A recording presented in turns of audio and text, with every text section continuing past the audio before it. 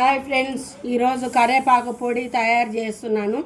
దీనికి 2 కప్పుల కరివేపాకు, ఎండుమిర్చి ఒక 15, 2 స్పూన్ల శనగపప్పు, మినపప్పు 2 స్పూన్లు, నువ్వులు 3 స్పూన్లు, ధనియాలు 2 స్పూన్లు, జీలకర్ర, మెంతులు, కొద్దిగా చింతపండు, కొన్ని పల్లీలు, ఎల్లిగడ్డ, ఉప్పు దానికి సరిపోను. 2 స్పూన్ల ఆయిల్ వేయాలి.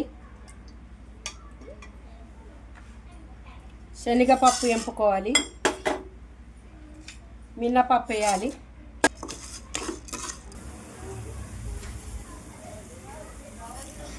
ధనియాలు వేస్తున్నా ఇట్లా. నువ్వులు వేసుకోవాలి ఇట్లా.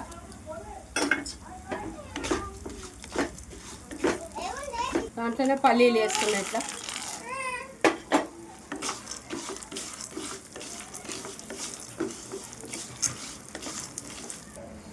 హాఫ్ స్పూన్ జీలకర్ర, హాఫ్ స్పూన్ మెంతులు,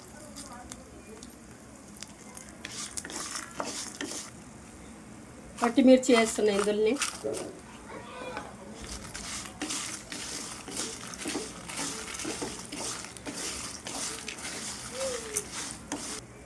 కరివేపాకు కూడా ఇందులో వేసి ఇట్లా వేపుకోవాలి. ఇది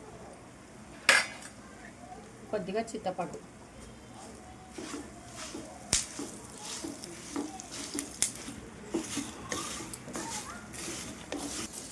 ఇవన్నీ వేసి అన్నీ మంచిగా దూరగా వేపుకోవాలి. ఇవి వేపుకున్నాక చల్లారిన తర్వాత మిక్సీకి వేసుకోవాలి. వెల్లుల్లి రెబ్బలు ఇది ఫస్ట్ మిక్సీకి వేసుకొని పక్కకు పెట్టుకొని ఇది పౌడర్ చేసుకోవాలి. రెబ్బలని ఇట్లా మిక్సీకి వేసుకోవాలి, సైడ్కి తీసి పెట్టాలి.